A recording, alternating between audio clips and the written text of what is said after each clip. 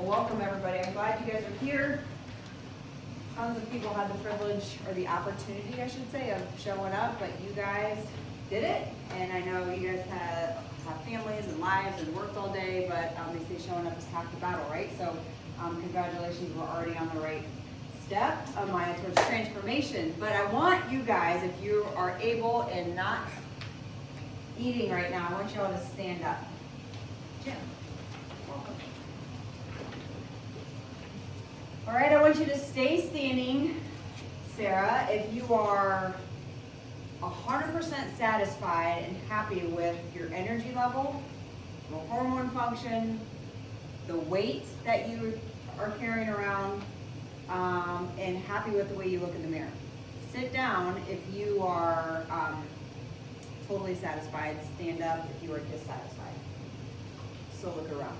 Chances are, if I were to ask you, Pam, a year ago, this exact same question, most of us would still be in the same state. So my question to us, Cindy, is like, when is enough enough, right? And when are we going to start taking control of our greatest asset, which is our health? And so the decisions we make, believe it or not, every day that we put something in our mouth, every time that we choose to exercise or sit on the couch, the decisions that we make will impact our ability to experience the best life possible. So today is just a step in the right direction. I know many of you guys have already are on that journey towards better health, obviously not just through chiropractic, but through nutrition. So you guys can go ahead and have a seat. We're gonna learn something new. And I know a lot of us have even maybe been to nutrition talks that we've done in the past, but I'm always trying to learn some new things. I'm trying to tweak things as we go. And what I've been doing is learning a lot of just like more of the pro-metabolic way of eating, which is fascinating. It blows my mind, and I'm like, holy crap! I told my team, I'm like, I'm changing everything, because I have to unlearn a lot of the things that being in the health industry, being a chiropractor, being in the fitness industry, I've had to unlearn a lot of things that are taught in mainstream nutrition.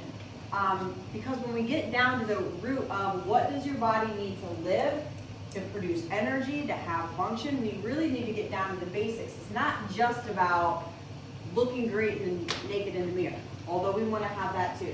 But it's like, how is your quality of life? Are the functions, the day-to-day functions that you are, the energy, the hormone functions, you know, your endocrine system, how is that functioning and being able to not only keep you alive, but obviously thriving, okay? So when we look about it, I know a lot of us are like, man, just tell me what I need to eat. But really, I can't talk about nutrition without, you know, first addressing where function comes from. And I know obviously most of us are patients in this room, but here's the reality is by the time we get the tight pants, by the time we look down at the scale and be like, man, that's a little bit more than what I want it to be, by the time we have the poor digestion, you know, the lack of sleep, we've already lost a lot of function in our bodies before we even start to notice, Cheryl, man, these areas of my life aren't where I wish they were or where they were in the past. And so we really need to kind of get back down to the root cause, because it's very easy to look at a symptom like a headache or back pain or sciatica and be like, man, you've already lost 40% function of that area of the body, the muscle, the joint, the disc, the organ, right? To actually start to notice those symptoms. And the number one thing we're taught to do is it's your age, it's your genetics, take a drug to cover it up, right? And how many of us in this room are taught like, well, maybe it's just I have the state of health that I am, it's just because I'm getting old. Or I have no sex life because I'm getting old. Or I don't have the quality of life where I need to be because it's just how it's always been. You know, it's kind of, it runs in my family. Right? And we're just kind of taught these things that are just so off track of the truth that we really want to get down to the root cause of, man, what do we base our health on? That's the question. What do we base our health on? Most people were taught to base it on how we what? How we will eat, but most of us are like, but it matters, eating matters, but most of us were taught saying, hey, based on how you feel, based on how you look. You look good, must be doing pretty good. You have a six-pack, you got some, right? Can you run a mile? You must be doing pretty decent. But if we're not careful, by the time we look a certain way or feel a certain way, if I simply I base my health on how I look or how I feel, and this is what I talked to you about before too, Krishna's like, by the time we feel that way, by the time we have the tight jeans or, the scale's not where we need it to be, it's like our body's so far in that habit that it's very difficult to get out of that rut, right? And it's a very dangerous way to live because the top killers are the diseases that we don't feel until it's too late, right? Like the heart disease, the cancer, the diabetes. Like, man, your body has been developing sickness and malfunction, Alicia, for decades before we even start to feel that way.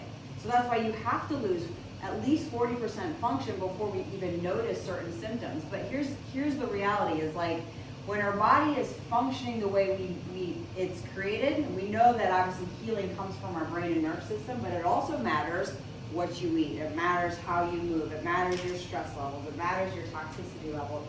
All those things matter.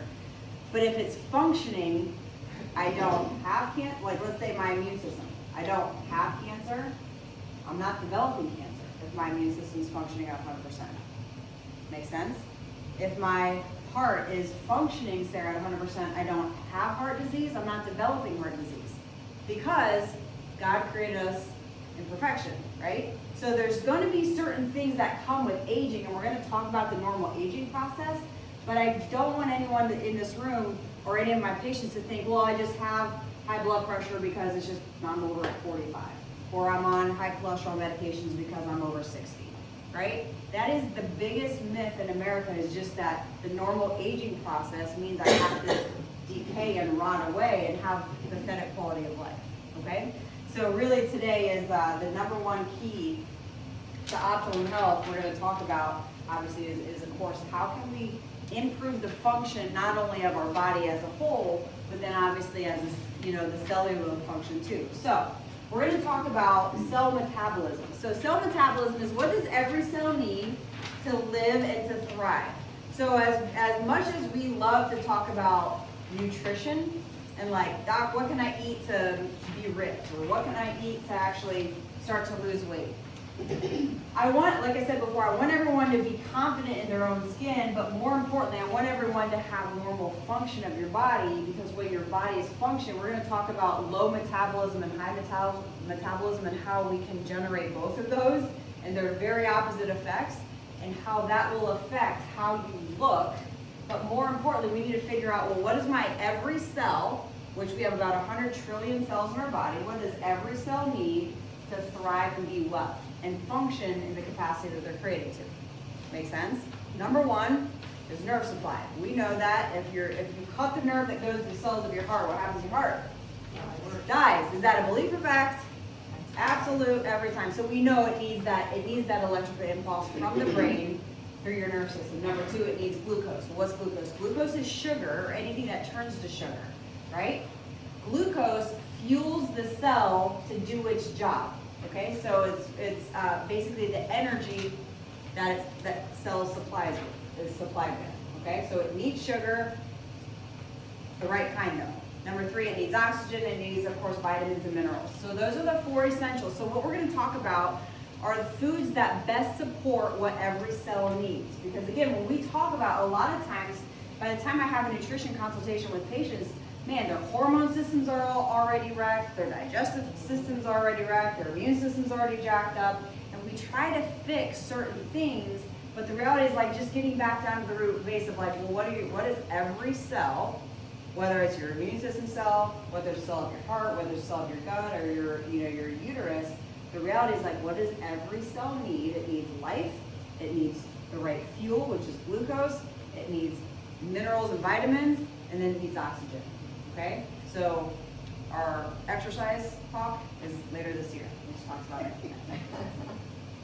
So what we're going to talk about too is how to formulate your meal plans so we can organize our week so that way we make sure that we're getting fuel that is easily digestible. So a lot of times, like I said, by the time when I meet with people, it's like your system is already so off track that nutrition can be very complex.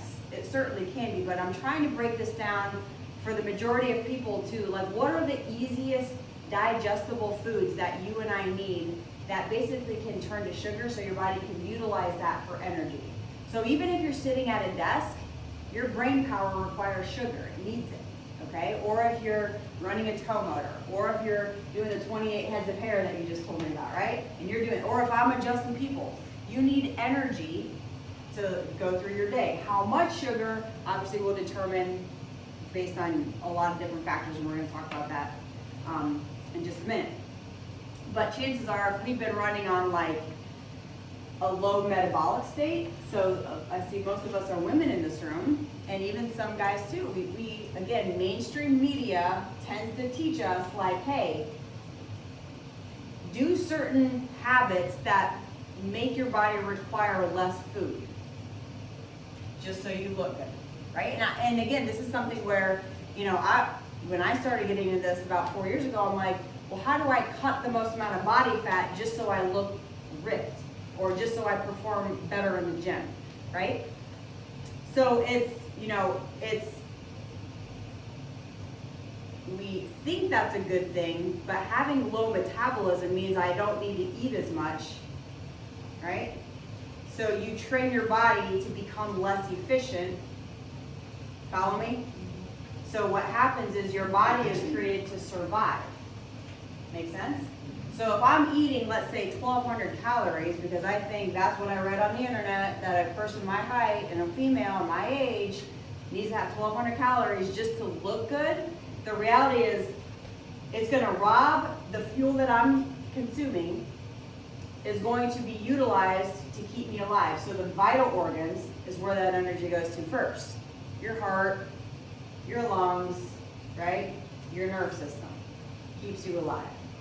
The other areas that are more like viewed as a luxury, like sleep, the hormone system, your reproductive organs, right? Your sex life, all of that is more of a luxury. So those areas tend to suffer when we're not fueled properly. Does that make sense?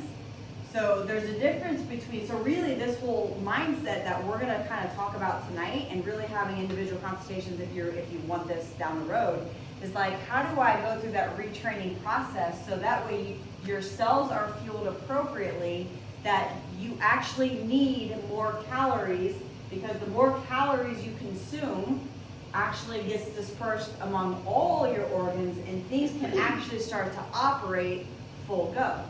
Does that make sense? Because you look at someone who's been deprived for a while, and it's very clear, like their skin suffers, like they might be not like Survivor skinny, right? I mean, you look at people like before and after on like that show Survivor, and you kind of can see that difference. But you look at things like people that go through a very like stressful time in their life, they're not eating, okay? Or like their skin suffers, they have very painful, you know, cycles. Women, they have infertility. They're not sleeping, right? They're constipated, right? Their body's shutting down other areas just to keep you alive. And we tend to think, well, everybody in my family has constipation. Well, no, or I've had it my whole life. Well, that means that your body's not functioning for a long time if you've had that your whole life. Does that make sense? So kind of going through this process is we need to kind of retrain your body's fuel source to need more, so that way other areas that have been deficient can start to function full throttle. Because when you're functioning now unleash full throttle, that means all the other areas that were like, man, I sleep. What? Like I don't sleep any more than 6 hours for my whole life, right? Sleep becomes more pure, right? Your hormones become more pure. Your cycles become more pure. Like everything starts to function the way it's created to, because now your body's actually fueled appropriately and you're not starving your cells, okay? So when we look at pro-metabolic, simply means it's a way of eating to find the energy sources that best fuel your body through the journey that it's in. And that's going to change, obviously, depending on your life and lifestyle. But again, for us to thrive, we need more calories, we need more nutrition, not less. And that's often left out in nutrition conversations, especially when you look at, like I said, what's kind of taught in mainstream, okay?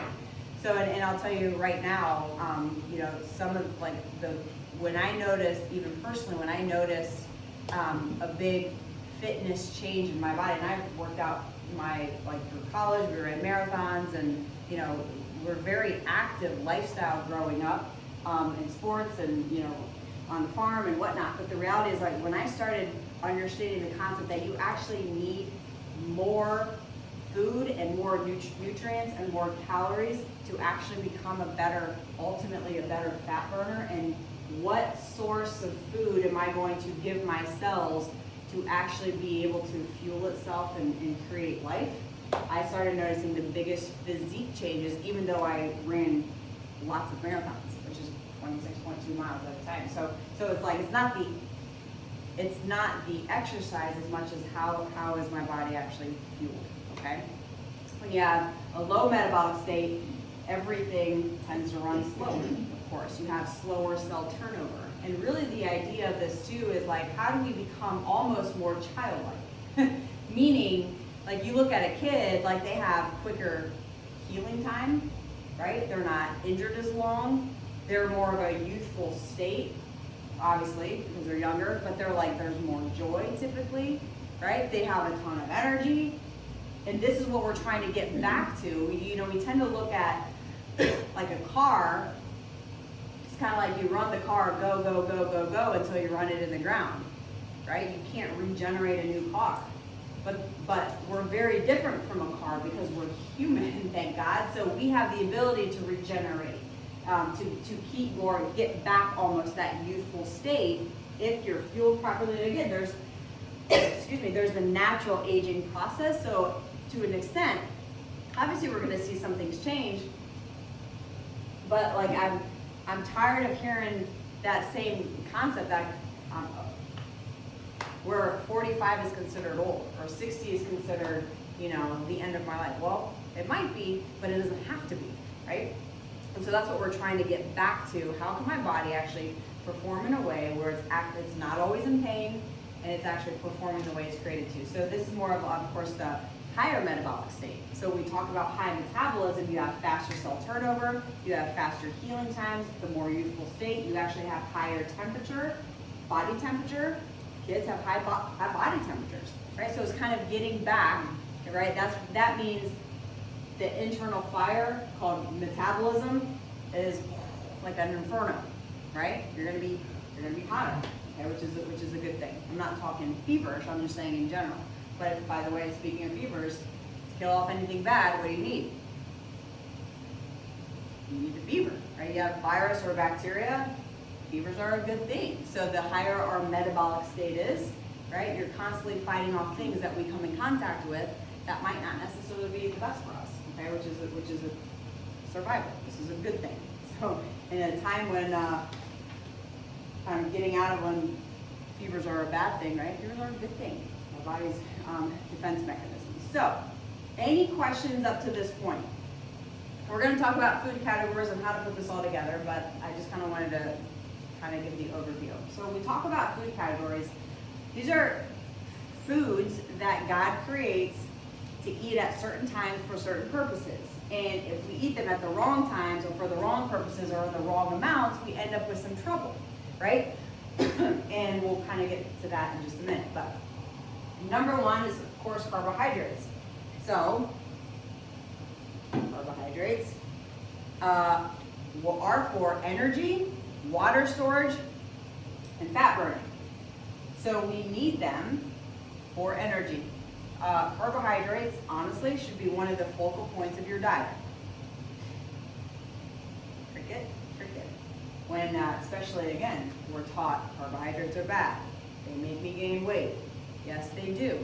The wrong kinds of carbohydrates, the wrong amounts of carbohydrates. Women, you tend to hold our water right here. That's why when you go keto and you cut carbs, you cut your water content, which you can certainly lose weight, but again, everything becomes depleted because carbohydrates are for energy, right? So we need carbohydrates, particularly at the first part of your day when you're just waking up and you have the entire, 12 to however many hours of work and life.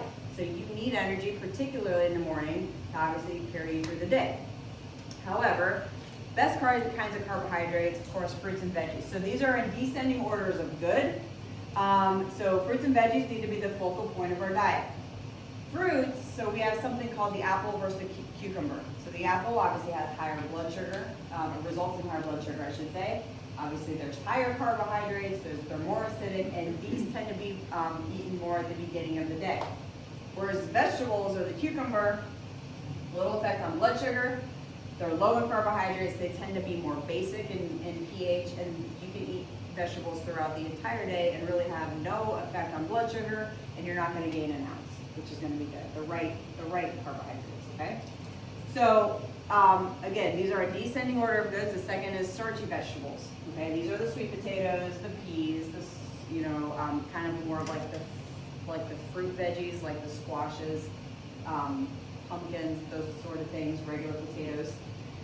Still incredibly good, very colorful. Anything that's super colorful, obviously we need to make sure that we're eating lots of, because they have all the minerals and the nutrients that we need. Especially things that are root vegetables are more antimicrobial. So because they live in the ground, there's built-in properties in that vegetable that are more antifungal, antibacterial, right? So they have more of those properties. So really when it comes to starchy vegetables, those are the ones that you want to fill your plate with. So we eat all the time. I have carrots all the time in my fridge. We do like a carrot salad. It's amazing. It has perfect amount of protein, carbohydrates, and fats. So good. I'll give you the recipe if you want it. Always made that in my fridge, and we also have already pre-made sweet potatoes. And those are usually the two things that we fill our plate with really almost every meal. Except breakfast, I do carrot salad sometimes depending on my mood. But so A and B, the fruits and veggies as well as the starchy veggies, these are the ones that you want to primarily focus on when it comes to carbohydrates. Then you have beans, nuts, and seeds, and you have D, which is whole grains, okay?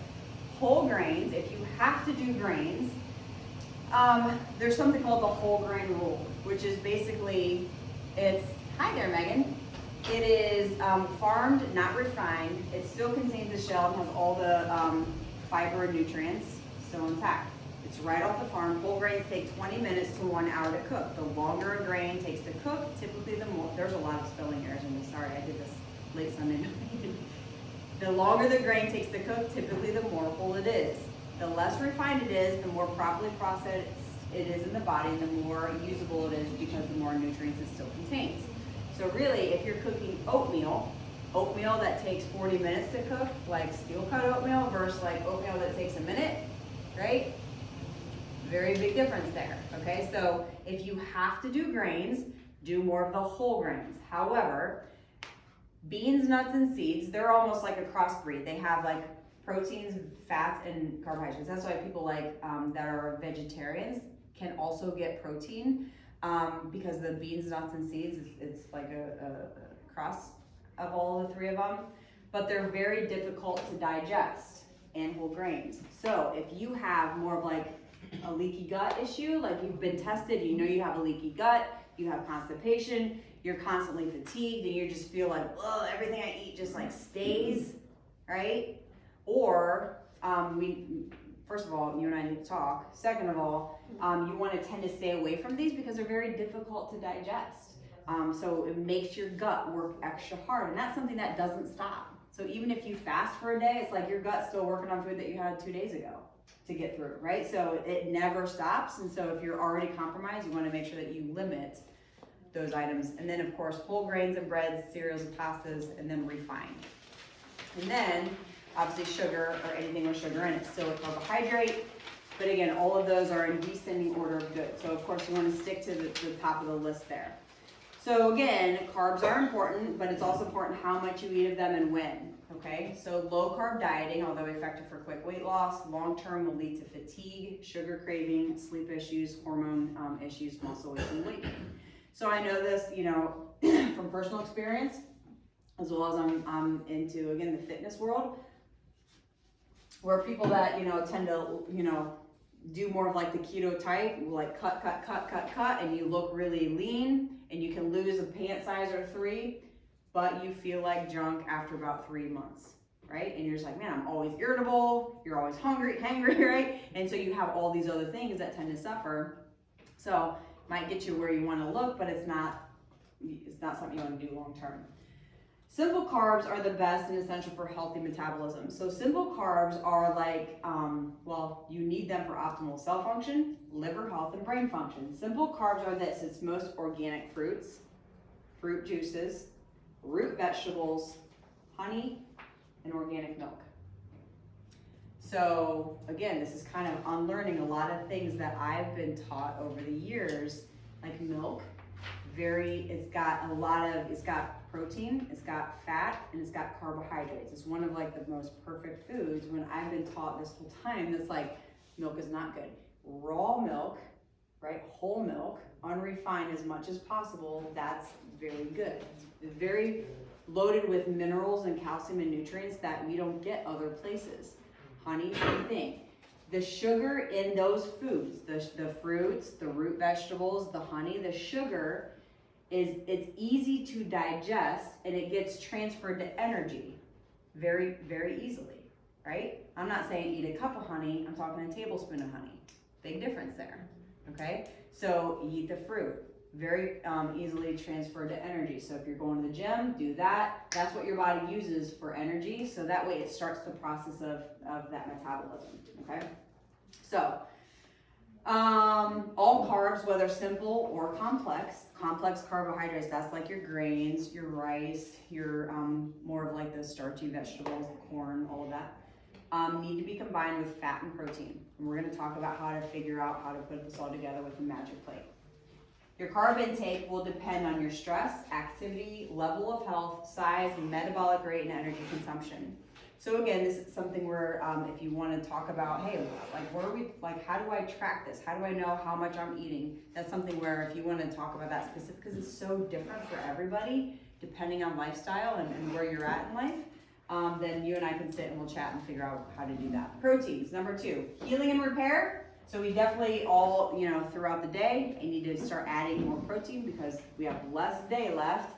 But we've also used a lot of our body for the day that we experience already. So we need healing and repair. Best sources of protein, of course, clean animal protein. This is something where if you're gonna spend money on organic food, you wanna stick it to the organic protein. The fats in that protein are anti-inflammatory as opposed to conventional meat, right? And we know the big difference, versus a cow that is made versus a cow that is grass-fed. Made in a factory or a lot, right? A feedlot versus grass-fed, the fats in that are totally different. So inflammatory versus anti-inflammatory, okay? So that's important. So proteins, you want a clean animal protein as well as you have the nuts, beans, seeds, whole grains, and vegetables. Fats, the uses for fats are for brain structure, cell function, hormone production, insulation to organs, stores and transport fat-soluble vitamins, and assist in mineral absorption. So fat-free diets about in the 90s when fat-free was everything, right? One of the biggest things that made people fat because you need fat to absorb fat and utilize it.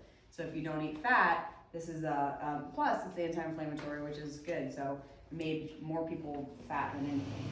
So good fats, these are the ones that we want to focus on. Omega-3, healthy fish fats, flax seeds, walnuts, and almonds. Grass-fed meats, again, okay? That's your grass-fed chicken, your grass-fed beef,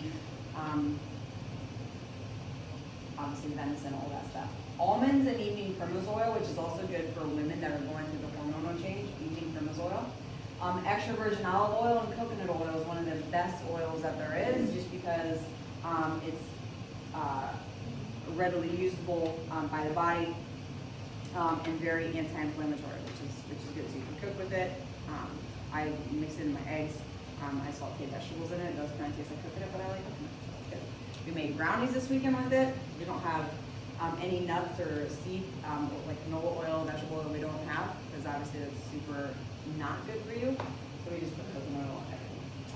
So we're going to talk about the magic plate. And again, this is the training process where we're teaching our body how to be fueled correctly, but then also, chances are you're going to be eating more than you might already be eating. So some people that are like, well, I never eat breakfast. Well, guess what? We're going to start eating breakfast, guys. We're going to start eating full meals, not just grabbing a bar on the way out, okay, and not, holding you over till dinner. I'm not saying, I have a bar in my purse right now, but it's a snack, it's not a meal, okay, so let's go a couple pages back. So when you're looking at your plate, picture 4 different sections. The first section, we know this, but we don't do it. 1/3 the green leafy vegetables, 1/3 clean animal protein, and 1/3 nutrient dense starchy vegetable. So that's like your root vegetable, okay?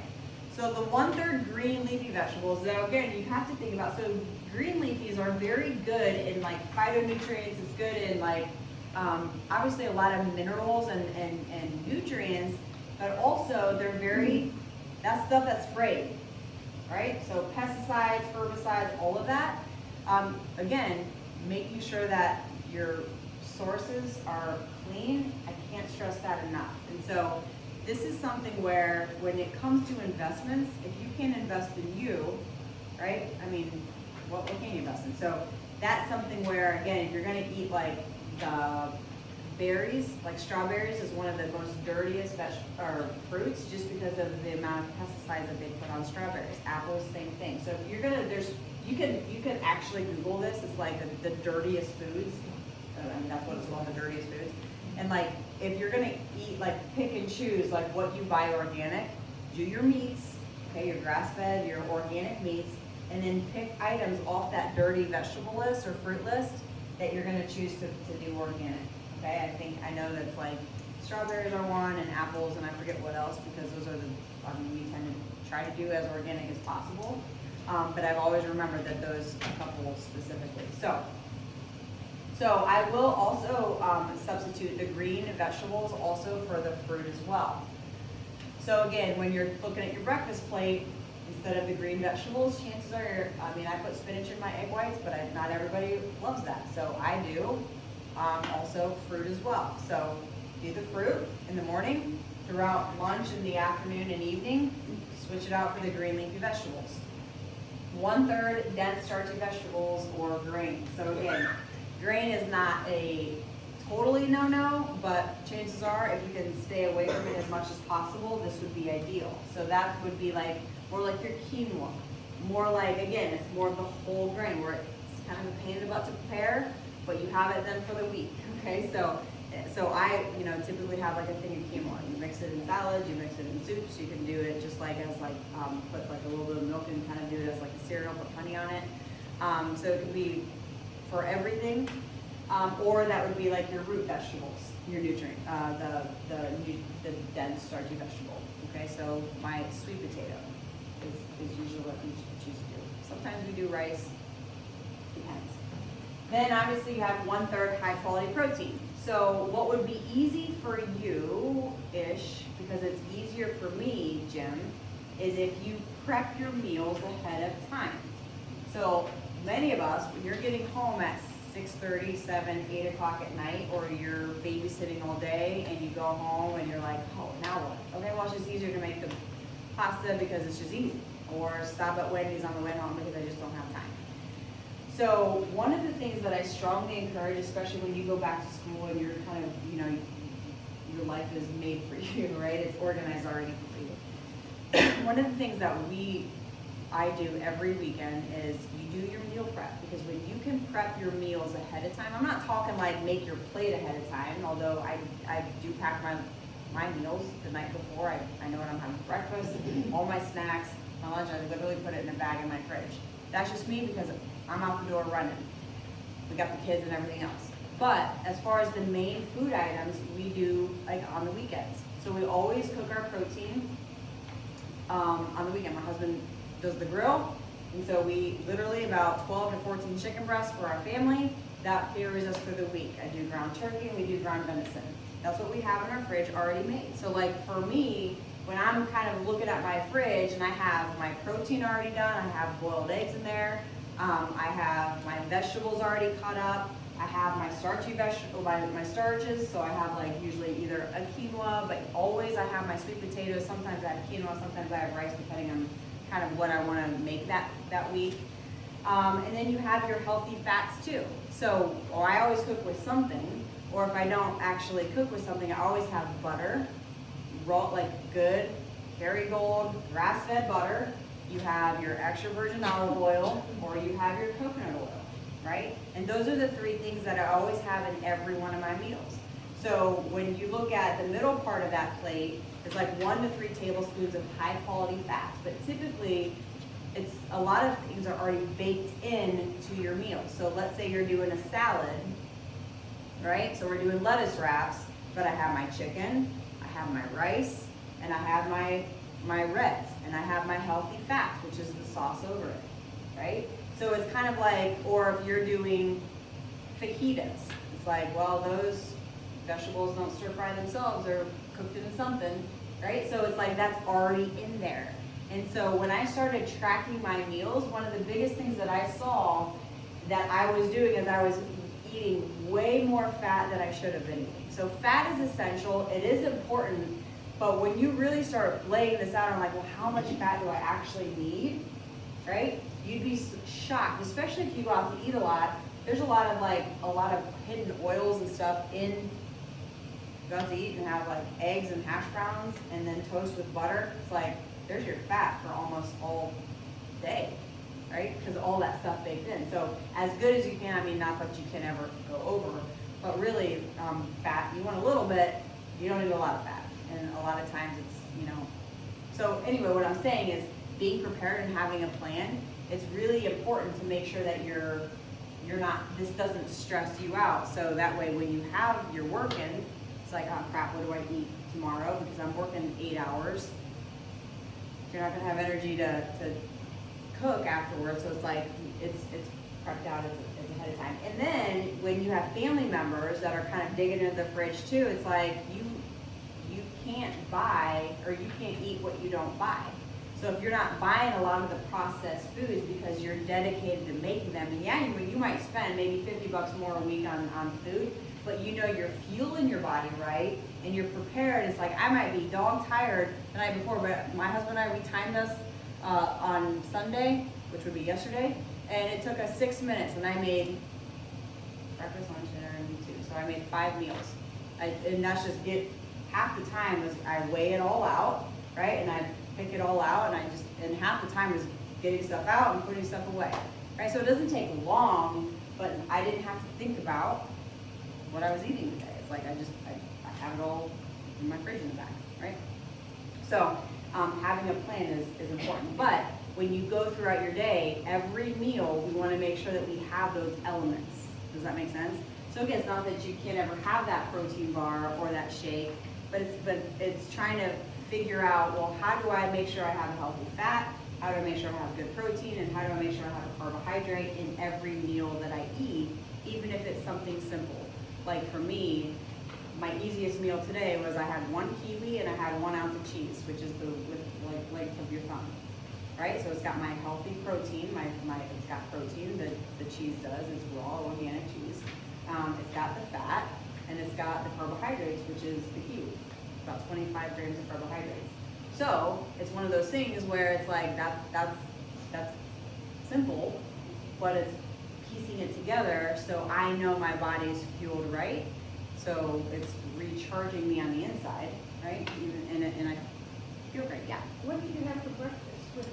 For breakfast, I have the same. I honestly have the same breakfast, snack, and lunch almost every day except the weekends. So for breakfast, I have 230 grams of egg whites with coconut oil.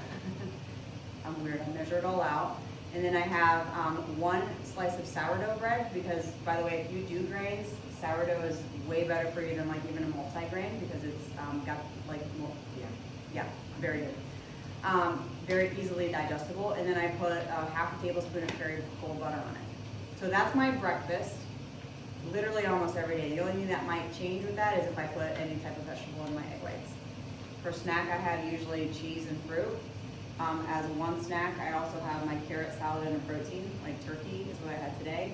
And then for dinner, I have chicken and my sweet potato. So, I mean, and actually for lunch, I had my other half of my sweet potato and 20 shrimp that's cooked in olive oil, or coconut oil. So, but it's like, we have all those things already made, so it's like, what are you in the mood for? You have options. but I don't change. My husband does the same thing, and it took me probably, honestly, probably 2 years to kind of, in my routine, to kind of eat the same things over and over again before he's like, you see, you know, you lead by example. So then pretty soon, other people are like, well, you have energy throughout the day. You still work out, and you look decent, and man, so now he's doing that, right? So we just pack our meals together. Now I spend more money, but it's worth it. You know what I mean? So it's not necessarily cheap eating healthy, but it's so worth it when you feel well and you're energized and your body actually starts to turn around systems that have been really neglected and suffering for a long time. So it's definitely worth the investment. And you know, and still you don't have to buy everything organic, but you do tend to eat more the healthier, more efficient you are at living, basically, right? Low metabolism versus high metabolism. Do your kids eat that healthy too? My kids have no choice. So yes, they eat healthy. But I mean, we still do like fun things for my kids. Like we'll do quesadillas, right? But it's with the chicken that's already made in our fridge, and we do like the healthy cheese. And yeah, I mean, they're still kids. I'll do tortillas with them, but I won't necessarily eat that. But or you know, and for me, it's like, you know, we tend to be more like very disciplined throughout the week, but like we still want to live, right? So if we have, like last night we went to my brother's and we had tons of food. Like I love that, like family meal nights. It's like eat whatever you want. So if you want to eat, like if you go on a date night, Thursday nights are my husband and I, it's our date night. So if like you want a glass of wine or you want dessert or you want pizza or whatever, it's like pick one meal and then just go ape crazy on that one meal and then get back on track. But the problem is, it's like Thursday night is our date night, and then it's already the weekend kinda, so then Friday sucks, Saturday sucks, Sundays are great, and then pretty soon it's like half your week is shot, and then we wonder why we don't see any changes. Even though, man, I ate my yogurt, and that's good. Well, that's good, but what else did you eat? Right? And we tend to starve ourselves because we think we have to undo everything we did, right? And so that's the problem in our thinking, is like, if you're, and that is what you'll see too, is like, when you become a fat burner and you have a high metabolism, you don't have to work out for hours a day. It's like you tend to hold on to your lean muscle, right? Just because you're burning, you don't even have to work out every day. It's like you work out 3 days a week, that's plenty. That's plenty. But you don't have to work, but when you have more lean muscle requires more heat, requires more calories. So if you have a lot of lean muscle, that means you have to keep up with that. That means you have to eat more. You don't have to work out more, you just have to fuel it more, right? And again, that's kind of opposite of what we might have been taught. So, any questions with the magic plate? Do we feel like we could maybe go into this week with strategy as far as like, hey, how am I gonna eat, or what needs to be in every meal? Please say yes. Yes. Thanks. Good. Okay, so we're gonna go back a page. Final takeaways is number one, eat fresh food, not industrial products. Of course, that is a given. So even in my pantry, you don't want to eat primarily from your pantry. So yes, I have a pantry. I have pantry items that I use as addendum to my healthy foods. Like we had stir fry. I got a sauce that's organic from my pantry, and I put it over my stir fry. This weekend we made it. So it's like not that you can't ever eat that, but you want to make sure you limit the pantry items, industrial products. Again, a lot of hidden crap in those items. So eat raw vegetables with every meal. Excited for your diet. If it's not raw, maybe steamed is good, but you don't want to totally deplete the mineral content by cooking the snot out of it. Drink half your body weight in water. Avoid all sodas, sugary drinks, and limit caffeine. Which is interesting too. I just read this weekend how caffeine's actually good for you. I don't know if you know that. But if you have caffeine, again, sometimes because of the caffeine, if you have coffee, it's best to have it with a little bit of cream, like heavy cream or milk, as well as some kind of sugar in it, believe it or not, because it doesn't tend to burn out your adrenals as we once were taught, as opposed to So I like black coffee, because I was always afraid of like the fat and the sugar and all that stuff. So I would just pound the black coffee. But what happens is you have, the way your adrenals respond to that caffeine, as opposed to having it with the cream and the sugar, is more balanced, and it helps it's more of a anti-stress drink if you drink it with those two components, which is pretty wild. But if you drink black, you want to drink it with some calories, essentially. So, kind of a tangent, but yes. Question, and I'm not trying to be a smart aleck. Yeah. How do you drink half of your body weight in water? So if I am in ounces. So if I am 150 okay. pounds, I need 75 ounces. Okay, that's understandable.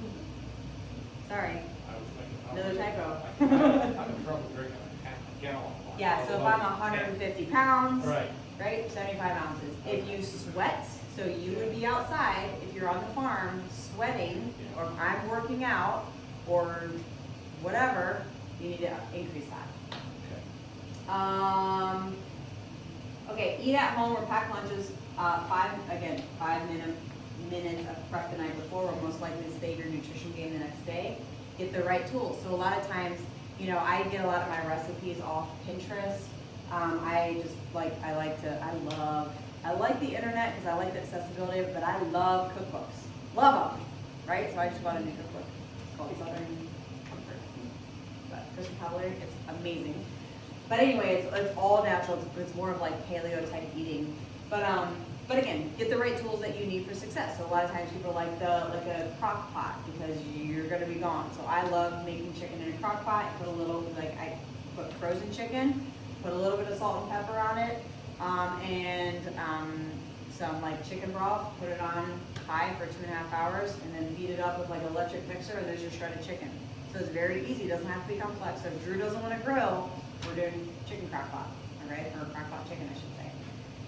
So food scale, if you're into or interested in kind of measuring and weighing out your food for macronutrients, get that. Get the storage containers. One of my favorite investments, cheapest things, is going to GFS and getting those take-home containers, and you get the medium and you get the small, and that's what I pack my lunches in. You get about this much of them for $10, but I'll have them for the rest of my life. My kids pack their lunches in it, and it's just very easy as opposed to expensive Rubbermaid or Tupperware or whatever.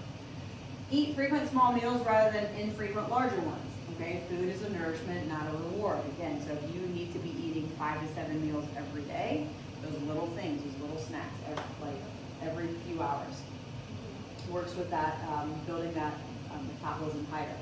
Don't shop hungry; it'll get you every time. Right? Make your food decisions are made at home ahead of time, not in the store. You can't eat what you don't buy. So evaluate your food choices based on what your body and your cells need and your plan for the week. So if you have a couple things that you're like, man, I really want tacos this week.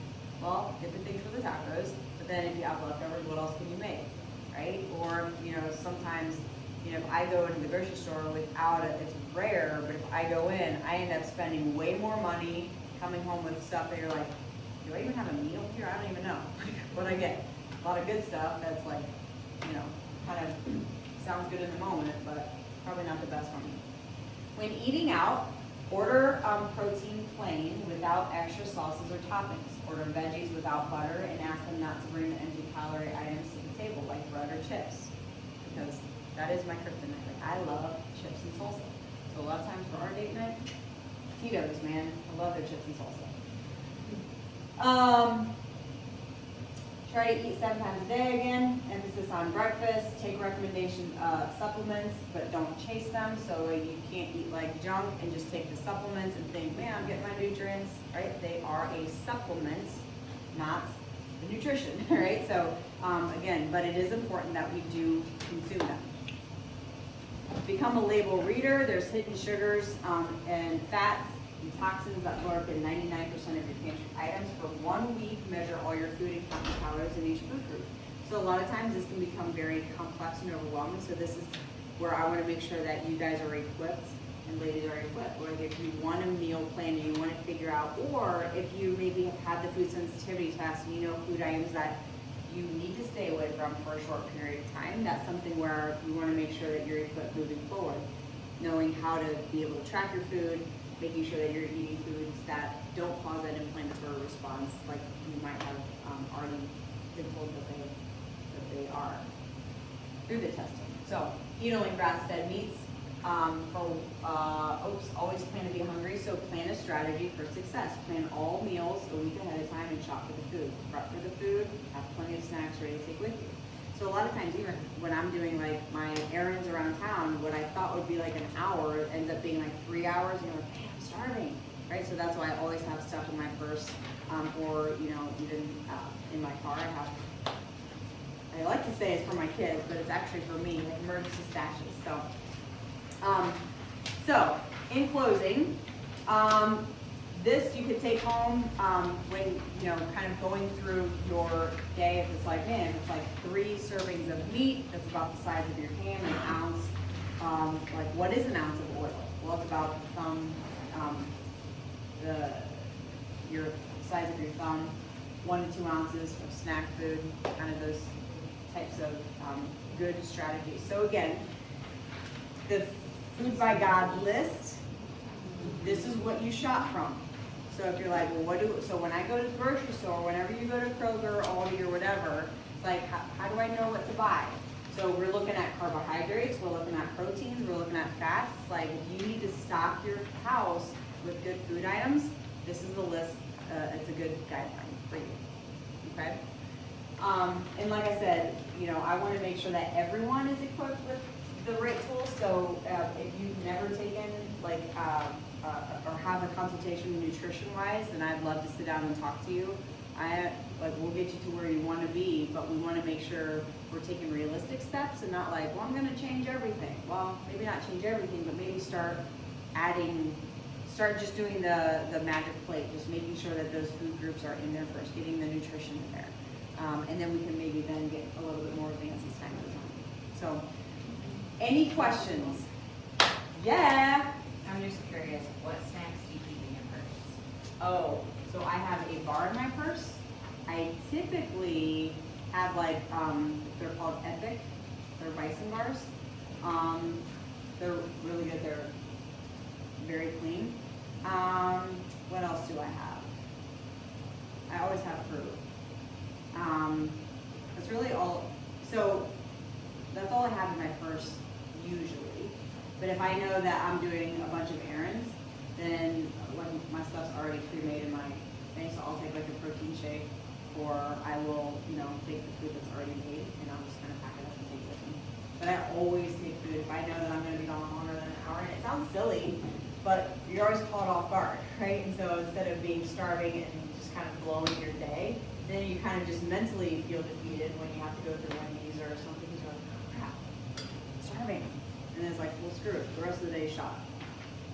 Right? So. What's your opinion on nutrition shakes? Depends on what shake it is. Usually they're packed full of chemicals and junk. Usually. So what happens is the more toxins that we consume, even through so a lot of even the protein bars that are good, or shakes, or I'm trying to think even a lot of the nutrition, a lot of pre-workout, if you're into the working out, or a lot of those, even the makeup and stuff that we use are hormone disruptors. So that's one thing that has been a really big eye-opening to me too. Is I didn't think I was consuming a lot of toxins, but the reality is when you really sit down and look at if anything's not super clean and readily used by the body, then if it's got a bunch of stuff made in the factory, then yeah. I've heard of Veggies or Yeah, no, I it's a don't. company that they use, but then they sell them, and they're nutrition shakes. They're packed with minerals and vitamins and protein. Yeah. The big thing on that is I would look at any fillers or the types of sugar. So a lot of times if there's sucralose, you don't want sucralose because it's a man-made, or it's derived from a healthy sugar but it's altered. So that would be one of the big things, and then like, just look at the ingredient list, like a lot of spice, like not that that would be in shape, but like spices, even in like condiments, just become very toxic. So messes up your hormone system and everything else. So, but yeah, bring it in, I'd love to look at it. Cool, anything that would make it easier. We just do, so what I do for my protein shake, and we used to kind of buy like the whey protein and even like plant-based protein, but what I do, just to kind of reset my hormone system, is I do 4 ounces of milk, like whole Harsler dairy milk, this is like the cleanest milk you can get around here. 4 ounces of orange juice, and then a scoop of collagen. So basically what that does is it shuts down your cortisol levels. So again, when you're always in a stressful state, or you just come out of a workout, or you know, you're just like always kind of wired, right? That shuts down your cortisol levels, which is necessary for your body to start doing. So it's readily used sugar that your body can convert and use for energy, and it shuts down those the damaging hormones that are out of control. So that's what I do, and it tastes like almost like a creamsicle, which is amazing.